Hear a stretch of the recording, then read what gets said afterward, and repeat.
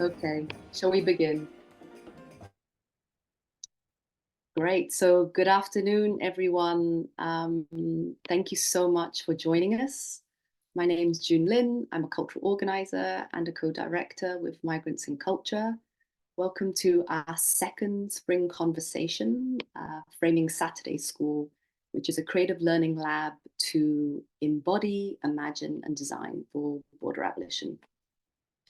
So, in our first spring conversation last week, we explored how the right to stay and the right to move are fundamental principles for organizing in a climate changing and securitized world. And in the next conversation, we'll explore the practices and possibilities of border abolition rooted in the UK. For today, we are centering our energies on the topic of sacred civics. So, in our hour together, we are asking, how do we shape our relationships, our infrastructures, our systems, as if peoples, lands, and natures were sacred? And how does this recognition of sacredness help us to envision and build a world without borders? So, we're really honored to be bringing together three practitioners deeply engaged in sacredness as part of world building. Jayne Engle, who is a co-editor of Sacred Civics, Building 7th-Generation Cities, and an urban practitioner passionate about the future of cities, infrastructures, and institutions, and decolonizing systems. We have Manuwi C. Tokai, an indigenous artist from the Kalinya Tirawuyu Nation, and a community builder within the anti-racist movement in the Netherlands, who holds space for radical change within institutions through prayer, art, and conversations. And Fang-Raye Chang, a strategic designer at Dark Matter Labs, who co-leads the work on Radical Civics, a program exploring structural transition and a new type of civics that includes human and more than humans in peer-to-peer care-based relationships. So we'll be holding the space here for an hour. We'll hear from each of our speakers, and then we'll open space for some questions with you. But first, we'll begin with a prayer from Manuwi.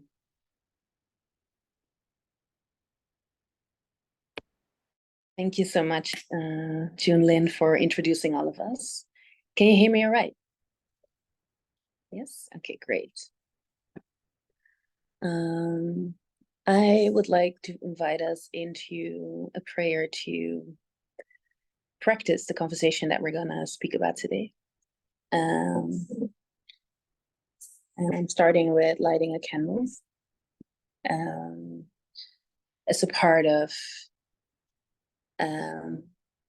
being a sacred being in this world, and to call in the wisdom of fire, the beauty that it can bring, and acknowledging the violence that it can bring.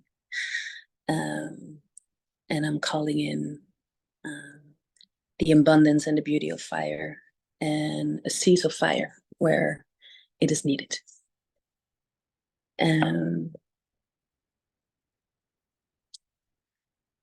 So I am Kalinya Terebuyo, so I would like to start with a song, and I'm inviting you, if you can, to sink into the space where you are, if it's a public space, if it's in your house or on a bike.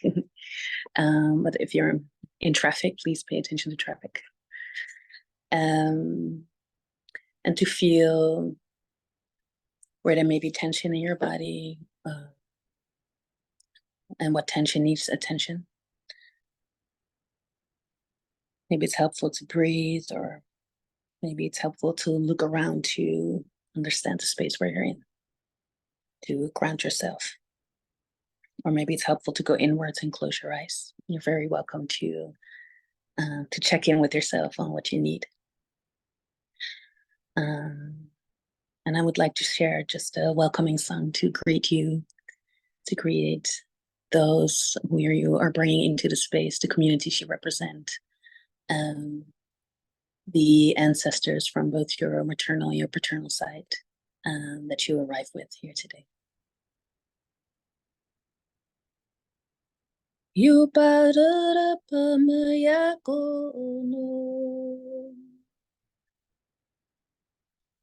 You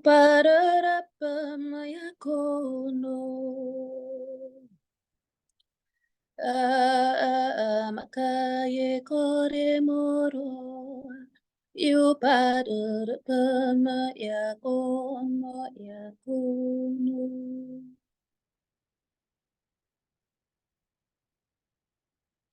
o atene wapa yakono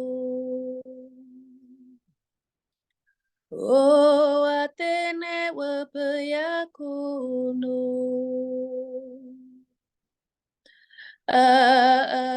makaye kore moro o atene wapa yakono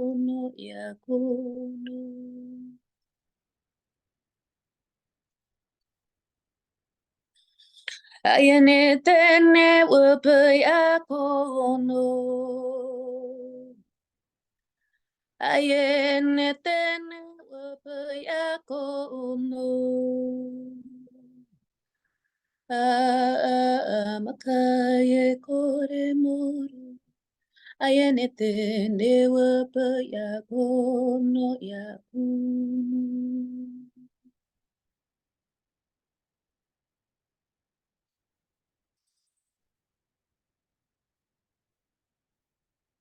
I want to bring in the power and the energy of the lens that we're all with.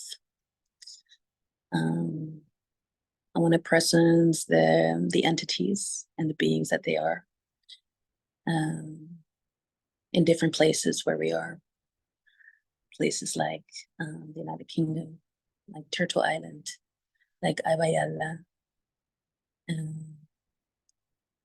and other places in the world that we might present.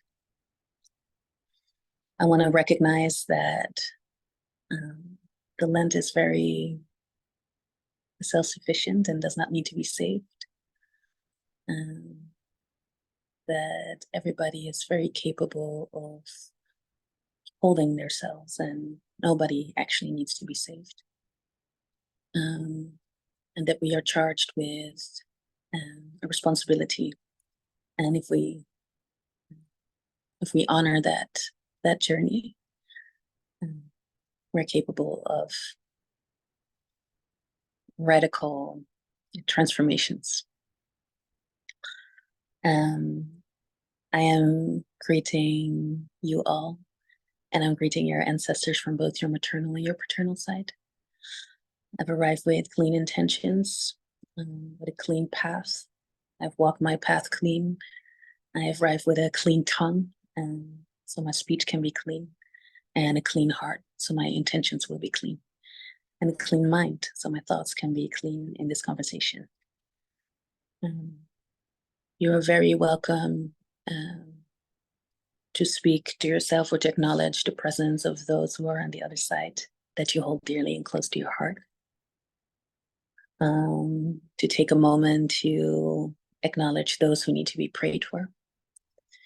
And with that, I would like to voice the heartbreaks that are in the world very present right now.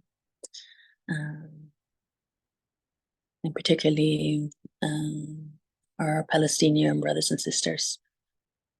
Our brothers and sisters in Congo, in Sudan, in Lebanon, in Yemen, in West Papua, many indigenous nations across the globe that are on the forefronts of fighting against borders. And just by presencing their ways of being and their ways of life. So please take a moment, and then I give the word back to Joon-Lynn.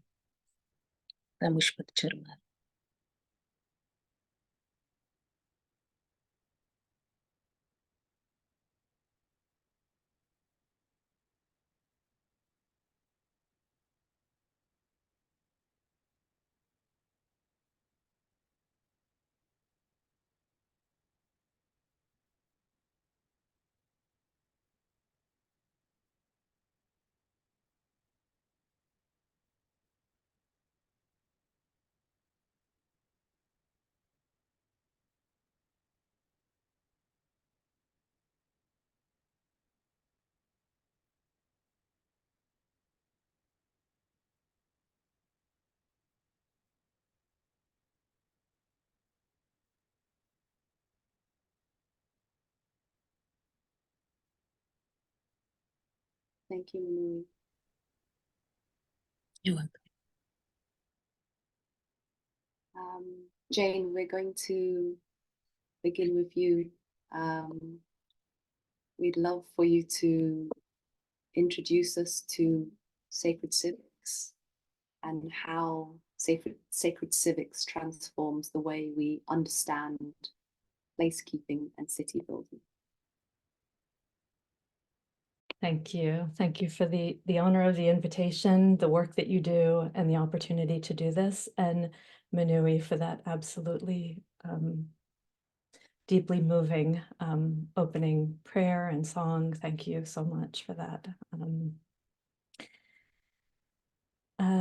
So I am I'm based here on an island of Tokai, which is also known as Montreal. It's unceded homelands of the Kanangahage Nation and other Indigenous peoples, and I'm grateful to be a conscious steward on these lands, and I bring to that great responsibility and take that stewardship notion seriously.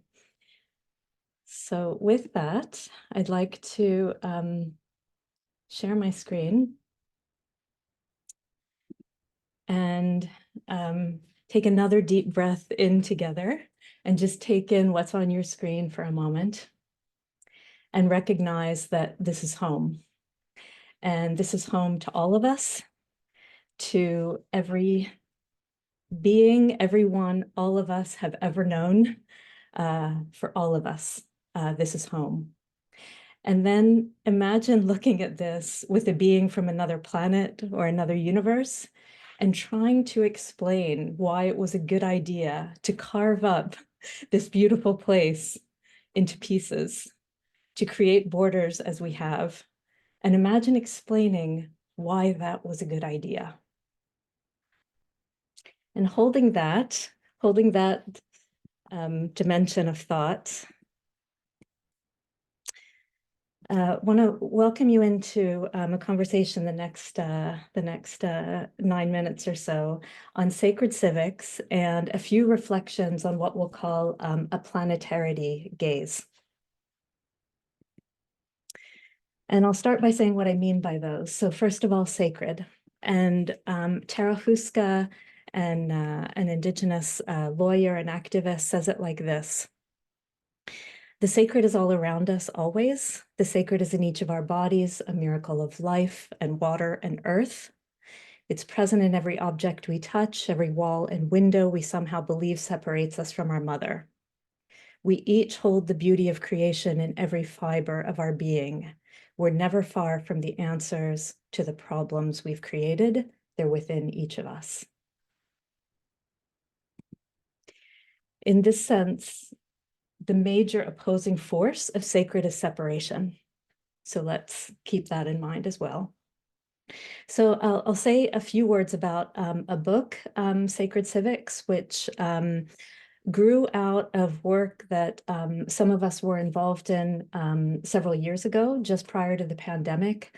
I was working at a foundation then. I was working with Dark Matter Labs as a partner and with other and with a number of Indigenous partners and organizations doing some work called Civic Indigenous 7.0 and Micro Treaties with the Earth. And we were exploring transformative possibilities of pluriversal legal systems, governance systems, ways of being, ways of knowing, how that can be transformative to our systems for long-term futures. And so we decided to document this work in Sacred Civics, and we also wanted to bring in multiple kinds of perspectives. And so we invited 25 people from different parts of the world and different perspectives into this book. So just wanted to provide that quick intro. And then some synthesis in the book is around what it would mean to awaken 7th-generation cities. And so these are some of the keys, foundational keys, reciprocity, decoloniality, pluriversality. And what we're working on is how we bring these into being towards building very different long-term futures in communities and cities. And there was a lot of interest in sacred civics. We were happy to hear. And so in the past year, we grew this initiative, which is a partnership with of an Indigenous organization, primarily as a Holder Mi'kmaq Native Friendship Center and Dark Matter Labs. And we have many, many other partners. It's designed to be an open collaborative. And we're asking fundamentally, what are the social and civic infrastructures we need for radically better long-term futures? And how do we collectively build those? We're enacting that just very quickly in 3 ways, just to give you a sense into this. We have a learning and practice community, which consists of municipal, Indigenous leaders and other civil society leaders in cohorts who are learning together what it can mean to live into these futures and how to begin to practice that now. We're looking at futures of financing. How do we actually finance this kind of work in a very practical way, but building towards different futures that recognize the importance of centering reconciliation and why that is so important for our collective futures. And we do field building. So that involves building proofs of possibility, system demonstrations, and collective imagination practices towards this. This is a gathering of our learning and practice community a few months ago in Toronto. So at its heart, this work invites being in love with or in relationship with beings of the worlds of the future and the now, with something we call a planetarity, which means a planetary consciousness, a planetary solidarity, and a relational worldview or relational worldviews. And then building what that means into our systems, into the deep code, into the dark matter of society, so that that which is very often invisible on the surface, we can actually address through deep systemic change and infrastructures and instruments and institutions.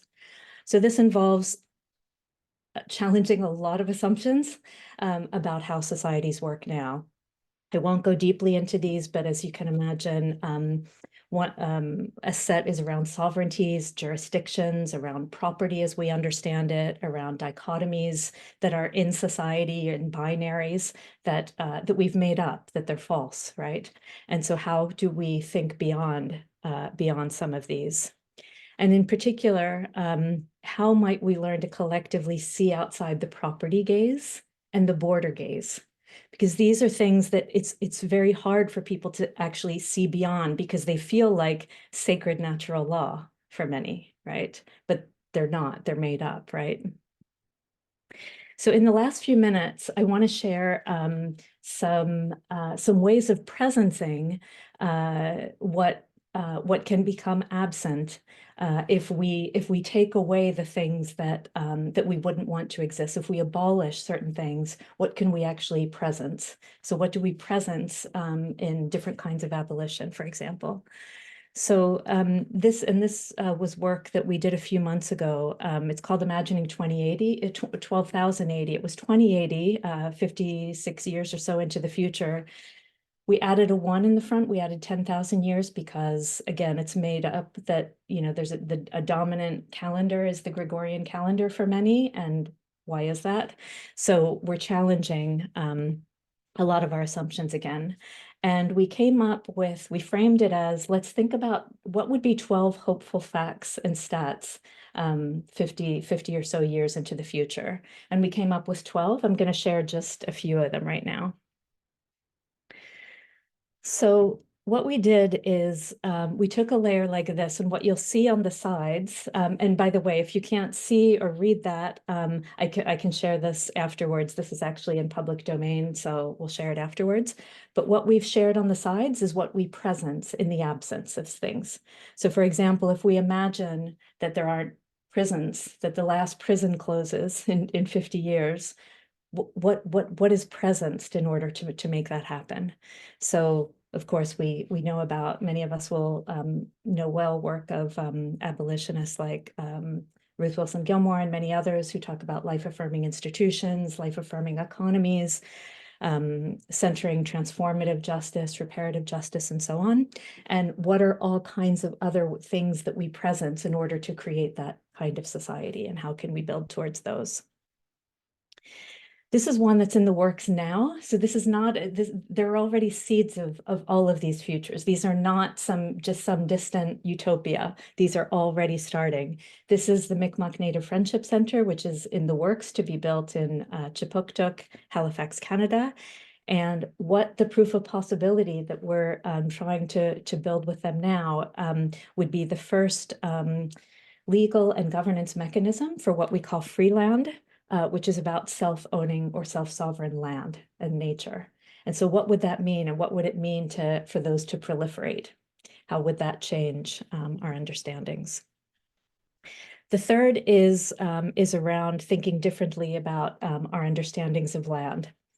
And so instead of having political boundaries, what if we had overlapping notions that were partly based on ecosystems and bioregions, and were partly based on contingent relationships? So not citizenship as we know it, which separates and excludes, but actually relationships of kinship, which are contingent, which are based on relationships of responsibility and reciprocity. What would that look like, and how would we organize differently? And then finally,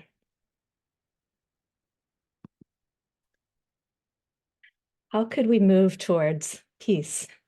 How would we actually do that? And how would we build, would that involve planetary protocols? Would that involve multi-species constitutions, which, by the way, there are already multi-species constitutions that people are developing in different parts of the world, and exploring what that could mean and how that could be brought into being.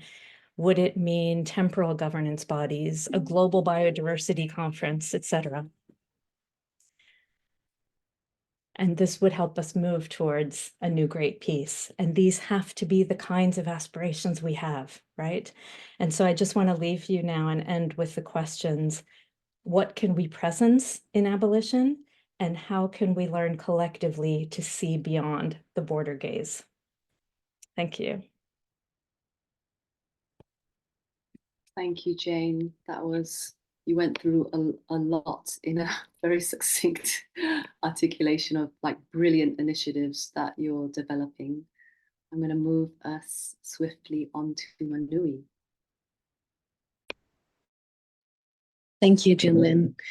And thank you so much, Jayne, for sharing your thoughts and ideas on how we can radically transform and liberate, right? Thank you for this invitation and to share some ideas around the work that we are doing. I am working around ancestral peace work. And ancestral peace work started, I'm an artist, and was invited to write a poem about our ancestors for a museum in the Netherlands. And in that process, we discovered specifically an ancestor that is still in the museum. It's a little baby boy who is held in a bottle with formaldehyde. And we claimed our baby back and requested for what in the system is called repatriation. And I'm in this process for almost 2 years now with our community. And what we would like to call it is ancestral peace work and rematriation, which means returning to land, and which means surrendering back into the mother womb, and restoring our relationships with land. And it kind of relates to what Jayne is saying, but the work that we are invested in is to get institutions to not just repatriate, which is having an ancestor in captivity in a building and taking the ancestor and putting them on a plane and returning them to whatever it is, whatever place it is that they were stolen from. But it's the liberation of an ancestor. So it needs to come with carrying the responsibility of the kidnapping of our ancestors, and of the crimes that happened in order to be able to do that, which a lot of the times is about grave theft, land possession, and this whole concept that Jayne is speaking about of being able to possess and to own, this concept of ownership, which is a foreign concept to us, specifically when we speak about land. And the things that grow from land to nourish and feed us, and the circumstances around the land that allow us to grow things like sun, like water, like air, and great spirits as well, I would like to acknowledge. So in practice, that looks like, in practice, in the spaces that I'm in right now, the only way to come about that is to present peace without judgment towards these institutions, which feels challenging from time to time. And to surrender into prayer with ministers, with ambassadors, with people that hold so much identity in the position that they hold in society, and to allow them to surrender into the space of prayer together, to get them into a space where they feel the responsibility to liberate, and to come to terms with not just liberating the ancestors, but also acknowledging the colonial evidence that are still held captive in their basements, in their attics, and speaking to that in public. So that is a large part of the work that we are doing right now with our spiritual leaders and the people that have a higher understanding of the dimensions and the spirits that we're working with while we're doing this work, directly dealing with the bones and with the bodies of our ancestors, and understanding that there's very, very little people that have burying rituals that involve and engage in academic research, and how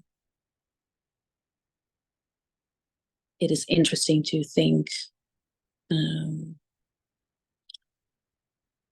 about how we can liberate ourselves from these systems by being it in these spaces and challenging these spaces, and challenging people by being present in the spaces who never counted on us being present in the spaces, right?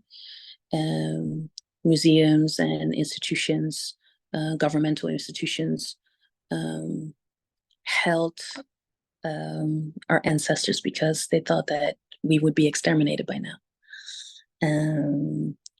and to do research on our bodies. So it's challenging to rethink possession, and to rethink what we consider as violence and violent. And I think that's a large thing that we're witnessing also right now, specifically when we speak about Gaza, which is a very indigenous story, where also the dehumanization of grave theft is very present. Yeah, so that's the work that we're doing right now, is around the peace of the ancestors, and the liberation of our ancestors, to liberate our future generations, which is always an important part, right? And how time is a simultaneous thing and not a linear thing, and how that stands in relationship to land, how it's always stands in relationship to your environment, and in the communities that we are a part of, both contemporary and long-standing. So yeah, thank you. And I would like to give the word back to Joon-Lynn. Thank you, Manuwi, for naming our liberation is both of ancestors, future generations, and ourselves, expanding us into that much wider time. And also for talking about difficult collaborations, which people maybe thought weren't possible. And actually the collaboration is such a technical term. Maybe it is what you were saying. It's a surrender into prayer and liberation together. Yeah, that we have to surrender our bodies into that space, because how else can we do that? It's too hard otherwise. Thank you. And now I'm passing to Fang-Raye. Thank you, Manuwi, and thank you, Jayne and Joon-Lynn. I'm sharing my screen. Are you able to see my screen okay? Thank you.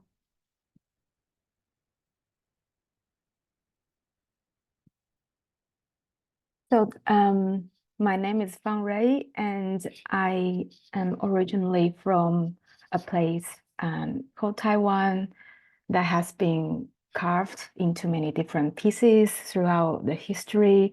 So I really resonate with the sharings that Jayne and Manuwi mentioned earlier, and I think we're all holding the space of how we can respond, rethink about the underlying assumption that we are living in currently in the world, and how we can transition towards different futures through field building, radical imagination, and more.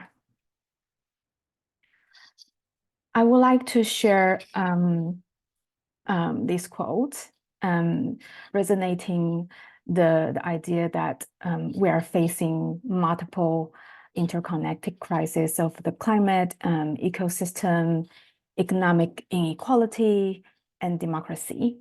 And these crises are not a crisis of the world, but of our relationship with the world and how we understand ourselves. We are facing deep, cold problem. We embrace the concept of ego to eco. We recognize that our approach to design and more is deeply rooted in the belief that humans are not separate from nature, but an essential component of the ecosystem. I really love Robin Wall Kimmer's work, and in her book, Braiding Sweetgrass, this is a notion that resonates with me so much around the notion of property is really just one dimension of us looking at ourselves and our relationship with the world. And there are other ways that we can rethink about our relationship with everything. This is the work that Jayne mentioned earlier about micro-treaties with the earth that Jayne and Jonathan Indy and more colleagues were part of this work. And I really like this, this graphic that highlights the underlying issue of why property is really a challenge and an assumption that we need to rethink about. And then so how do we move beyond this and how to respond to and think beyond the underlying assumptions and notions of property and the entangled crisis that born out of it, is that we were looking at the paradigm shifts of looking at how we can move beyond from looking at everything as objects. Like how do we not see land, property, like river, houses, beyond commodity, beyond objects? How do we have relationship with them like they're agents? And how do we look beyond externalities, but actually everything is entangled. So there is nothing that we can push outside of that imaginary boundary and then say that is not our business, but recognizing that a lot of things we are in relationship with everything and recognizing that entanglement. How do we move beyond the dichotomy of private and public towards a future of commoning that's based on reciprocity, understanding the relationships and responsibilities. And this is a quick glimpse of the work around looking at our relationship with a house. How do we shift? Because house currently is seen as a property, it's a commodity that can store wealth, that exacerbate inequality. But what does it mean for us to actually live in relationship with the ecosystem of houses? And these are the different ways of looking at, and there are actually, it's not new, there are existing ways of looking at the relationship with house and the wider ecosystem. What are the common values? What is the value of a house and ecosystem beyond its price? So looking at their energy value, the infrastructures, the care provided by the ecosystem, by different agents in the world. And looking at our relationship, because the way to move beyond property is to actually really look at what kind of relationships we want to have. How do we be in relationship with the world? So everything on this slide that talks about different types of rights and responsibilities that we can have with the world. So we can build those into the governance system of how we design the ecosystem in a house. Who do we want to be? And what behavior we want to have, what responsibilities we would like to take as a steward of the ecosystem. And so there are different steps of looking at this notion of new civics by looking at, how to recognize things as agents. And Jayne's work earlier talks about, touch about some of these aspects. How to reveal and respect their entangled relationships, and then how do agents interact with another agent in new ways? How might we make decisions as a system? And so Jayne earlier mentioned about proof of possibilities. So I would like to give one example of the proof of possibilities, because I know the Saturday School cohort and this year's theme is around how do we build experiments and tangible things that allow us to shift towards the futures we want to live in. So from now, I'm going to share a practical example of how we go about it, but it's not the truth. It's just we're also trying things out, and we call them proof of possibilities because these are the things that could fail, could succeed in certain ways, but the aim is to try to see whether those proof of possibilities can help us to build different futures. How can they be future-proof through this effort of making them tangible and we can interact with them? So this is an example of a stewardship agreement. So earlier I mentioned about what kind of relationship we want to have with the world. So this is an example of us exploring the relationship with a river and in different contexts. So we were exploring this with Riverdome in Sheffield, with Dongwon River in Taiwan, and many more contexts. This is an example of us looking at how do we build stewardship and then make those stewardship relationship visible in a graphic. So I think for us, the first step is to make those relationships visible. There are already existing relationships that operate in that way. So how do we make them visible so people can see themselves in that relationship? Are there different kinds of relationships that are missing that we can contribute to the visibility of those entangled relationships? So here you can see how our relationship with someone, for example, in Riverdome, in order for them to thrive, clean water is essential. But how do we, as a steward, how do we ensure someone living clean water? So me as a steward, I can make my responsibility visible to the world and say, I will visit the river once a month to do water quality testing to ensure we as a whole understand the health and well-being of the river, for example.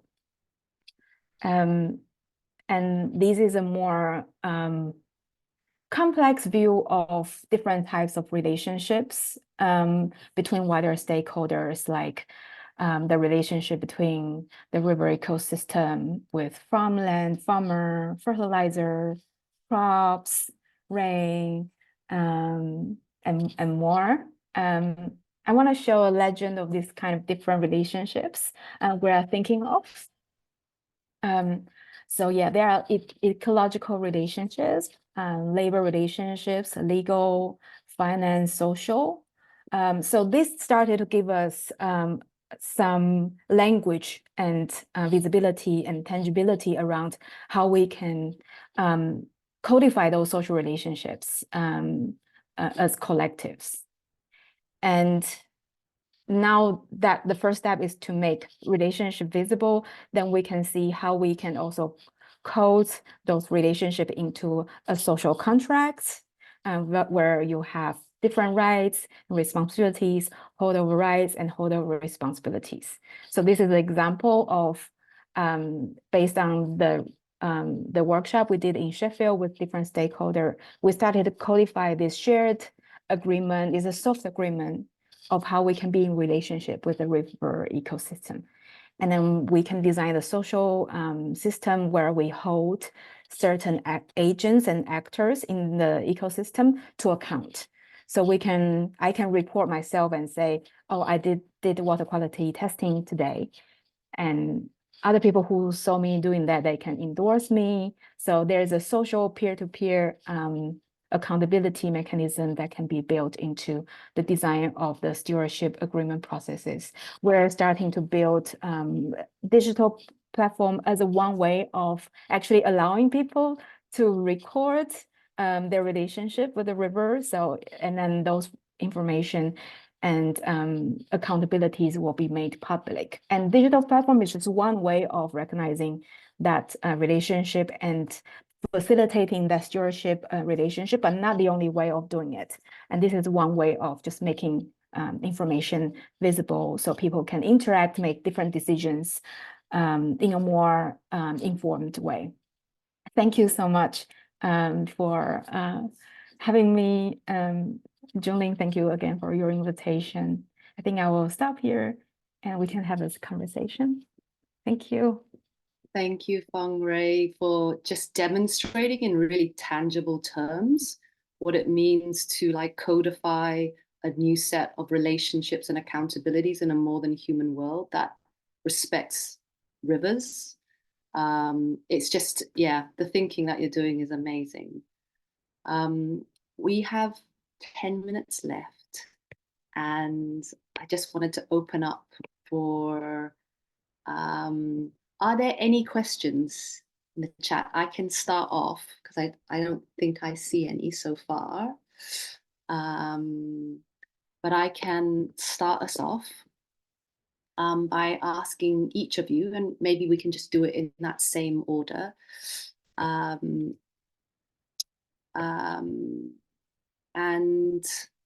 I'd like to ask each of you, I feel like you've been through many, many chapters of life and living and contemplation and being. And I would like to ask, in this current chapter in life, who or what is your teacher? And if you could just share who or what is your teacher currently with us.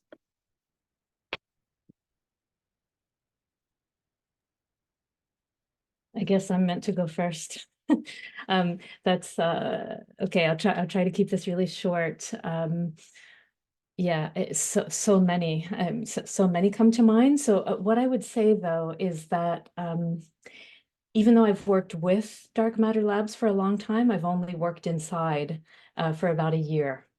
And so part of my teacher is learning within that ecosystem and how to work, and including all of the others that we engage in. And what I find is, because of the nature and complexity of this work and related work, it requires constant code switching also, because like some of the things that we're talking about today, we would talk about in a different way and we might use some different language, but trying to get the same ideas across if we're talking with, a policy audience in a national government, for example, right? And that would require a code switching. So yeah, I would say that my learning and working with so many diverse teams and across contexts around the world, that's my teacher, and it's incredibly challenging, but also, yeah, really wonderful and important. Yeah, I'll leave it at that. Manuwi? Thank you. Yeah, so I see a question coming up in the Q&A, so I'll keep it short. Like my biggest teachers are the ancestors and the beings that are with me, that very presently guide me in processes with brutal honesty, and keep me focused on what I came to do here. That's the short answer. Thank you. Yeah, a lot of my colleagues at Dark Matter Labs, they are my teacher, and also I'm an urban farmer, so my garden is also my teacher, and I'm really grateful to be able to have that relationship with them. I'm learning so much from them every day throughout the interaction. Yes, I'm really grateful for the opportunity. Thank you, everyone. So there's one question here from Chandrima. Do you know of any models of ownership of data that mimic the models you have shown, for example, for rivers? Amazing talks, all of you. Feel very inspired. Thank you. That's the full one. But the question is models of ownership. Does that make sense to you, Fang-Raye? I think you might be maybe the best person to answer this one.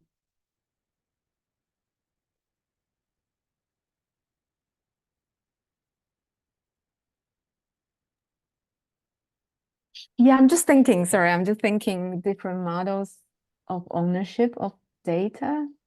Is it to do with the data collection? I don't think I fully understand the question. Maybe the model we have shown. Just while you're looking at that, Yeah. maybe I'll just chime in that there are lots of examples of data stewardship and data governance that are being tested, and I think that's, yeah, I think that's a rapidly growing and evolving field of work, and yeah, there are lots of examples. I don't know if I'm trying to think of like a resource that compiles lots of examples. I'm not sure where they're compiled. I hear about examples here and there across lots of the partnerships we're involved in. But yes, and it relates very much actually to some of the proofs of possibility we're doing around free. We have free land. Fang-Raye talked a little bit about free house or notions around that. We also have something that's called Care Sense. It's about a self-owning camera where the data would be owned by the camera in a way that, and people would only have access to it under certain conditions. Because of course, cameras and surveillance are control devices. How can we actually change the whole set of relationships of control around those? So that's sort of one thing that we're just sort of starting to think into. Yeah, thank you, Jayne. That's what I would respond as well. And thank you, Jayne, for reminding me about the work around self-ownership of data in the care sense work. That's one type of data, ownership of data we're exploring. So it's not based on the dominion control over data, but how we can collectively steward that data. So it's one model we're exploring, and it's very interesting, aligned with the vision we highlighted earlier. Thank you. And Nishma's also mentioned Data Feminism, the book, that might have some case studies. We've got 2 more minutes. I think we might overrun by a few minutes. I just want to make sure we respond to the 2 other questions. And maybe we can begin with Rena. And Rena's question, so there's a lot of wonderful work happening to remember our connection to Earth and our duty towards the planet. As a Hindu, I've been taught from birth what nature means to us and how to respect it. However, the modernization of India is clearly destroying so much. So I'm wondering how we're going to get the big leaders on board to stop the destruction. I'm wondering if Manuwi, you could respond to that. That's I think, a huge question. A lot of us that are in liberation work are dealing with. And I can speak from my perspective. I don't believe we need big leaders. I believe we need sustainable communities and decentralization of and restructuring of power. So it is people that are fully committed to building new community and building 7 gen cities and monitoring relationships with water, with rivers, with land, and people that create spaces to be in relationship together in doing that, right? And the current system is structured in a way that we centralize power in a pyramid shape. And I believe we should create more circular shapes or spiral shapes that move through time and space. So I would say we need people that are willing to believe in that. Like there were people once that believed in that royalty should not exist, and they overthrew kingdoms. And I believe that we're very much in that space right now. And that's why we witness so much hardship in the world. So I hope that is a beginning to discover your own answer to that question. Mm-hmm. We don't need big leaders, but connected and sustainable communities that make space together. That's beautiful. The last question is from Sarah. Question to Fang. Thanks for sharing your fascinating proof of possibilities work. I'm curious to understand, are you also codifying care-driven and non-punitive measures of holding accountability within the imagination of the social contracts you're developing? Essentially, what codes of conduct are you imagining if someone with the model doesn't follow up with the contract they have signed up for? Yeah, so in one of my slides, sorry, I went over that quite quickly. There's a reporting mechanisms that built into the peer-to-peer feedback processes. So there will be people being able to like hold certain actors accountable. So for example, if you see water companies dumping sewage into the river, you will be able to file reports towards the actors who are not providing or acting in a stewardship relationship with the ecosystem. And we're trying to, in the design process, in the governance design processes, we're trying to avoid exacerbating the assumptions that we want to challenge, for example, like punishment earlier, and one of Jayne's portfolio also talk about that notion, like no punishment, like having police, take you to jail or fine you, for example. I think we want to encourage a society where people can be positively incentivized rather than negatively incentivized. So how do we design that? It's a very big question. We're still pondering around that, but the logic is that we want to avoid that kind of system. And so how do we design the peer-to-peer governance in a more in a more tangible way? So it's an ongoing exploration. Thank you. Continuing the experimentation. Okay, these are the last two questions. Let's just, I think people really want to hear from this. So let's just do two last questions. I know people are dropping out, but the recording is here for those who can listen to it at another point. Jayne, I'm wondering if you can take the question on commoning knowledge and radicalizing knowledge production to avoid epistemic violence in the work we do. That's from Joon-Lynn.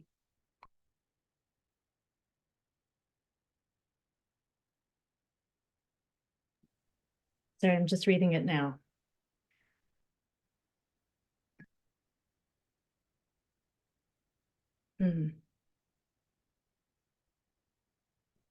Yeah.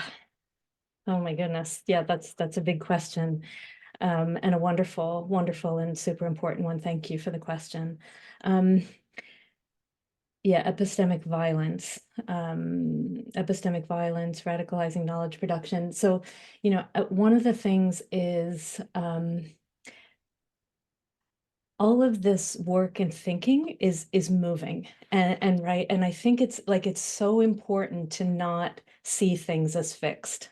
Whether that comes to border, whether we're talking about borders, whether we're talking about our thinking. I mean, I know my thinking evolves all the time. I also make mistakes and missteps, right? Like all of this is an evolution. So I think that's one of the things, and things that are now recognized as traumas and harms in some places, in some ways haven't been seen, or what Manuwi was talking about with respect to thinking about rematriation of beings and bodies and so on, how that has been seen for many who imposed violence in the past was not seen that way, or if it was, it wasn't important or something. So I think one of the things is to continue to recognize that there is evolution, and also evolution is possible. And in the midst of what we see around us, an increasing dissonance on the one hand, also learning to resource ourselves to hold the dissonance and to hold the complexity. Because if we don't, we will break, because the dissonance is only increasing.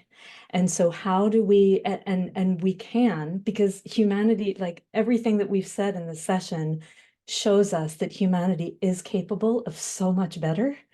And that we do have the wisdoms that we need, but how do we actually harness them in ways that are effective, in ways that provide for countervailing power or different kinds of powers that would actually dislodge the stuckness that we feel in so many of our institutions. This is a windy answer, and maybe I'll pause there. But what I would say, maybe just to get very specific, how do we common the knowledge in that regard? This is super important. And so communities, like learning and practice communities, are extraordinarily important, not only for knowledge and wisdom building between us, like spaces like this, but also because they resource us.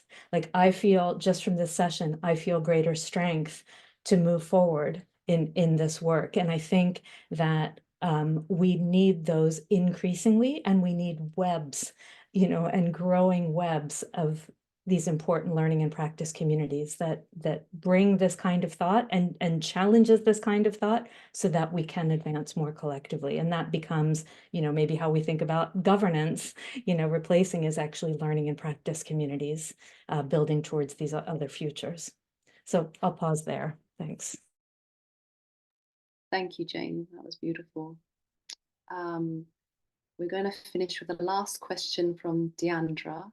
What daily practices would you recommend to maintain or protect your sacred space and or energy within a cultural institution? And I think we could broaden that to be other types of institutions. Manuwi, would you like to respond to that?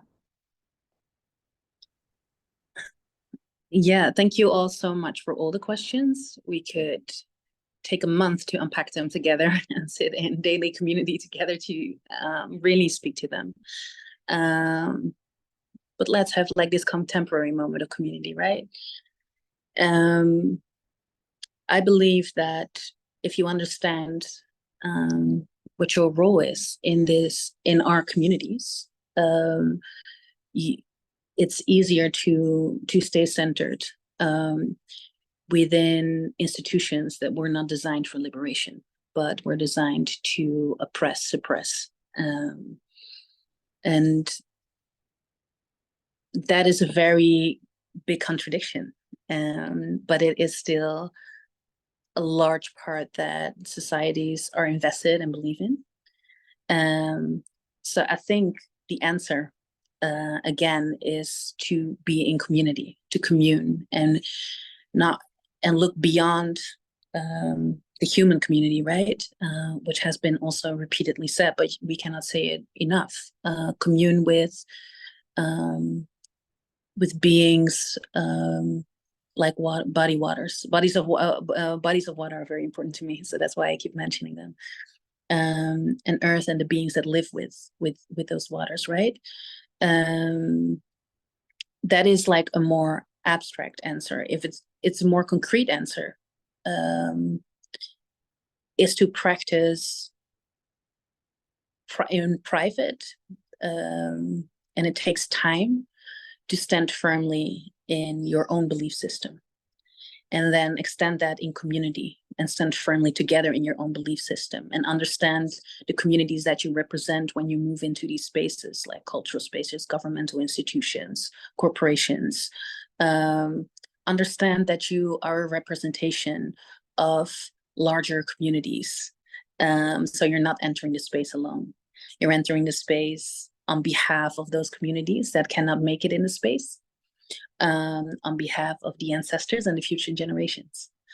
And if that understanding becomes a practice, first a private practice that deeply is starting to build roots within you and grow within you, then after that is rooted, it can also grow outside, like a tree, right? First it goes into the ground, and then it grows into the world.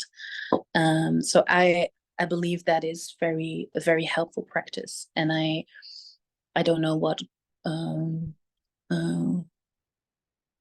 works for you or for every individual. That might look different from any background, and the body that you came in through this world with might inform you on the practices that might work for you. So it's an exploration and not giving up on that, and understanding that you will leave something behind for the next generation in that practice, and the work will never be finished. But yeah, it's important to be in community with both human and non-human beings. I hope that's helpful. Beautiful, thank you, Manuwi. It's been such a restoring conversation, begun in prayer and holding so much complexity and graciousness, that, yeah, I do feel stronger. And I love that we can end on like, how do we practice the sense that we're not alone, or practice sacredness, not separation. So thank you so much, Jayne, Manuwi, and Fang-Raye, for all the work that you're doing in the deep, deep ways that you're doing it. And thank you everyone for joining us. There will be a recording of this that we can share later, and we'll compile some links and resources as well. So if you sign up to our newsletter, we'll send you the recording as well, and send you all those resources and links. But thank you so much to everyone. And yeah, may you have a peaceful and restorative rest of the day.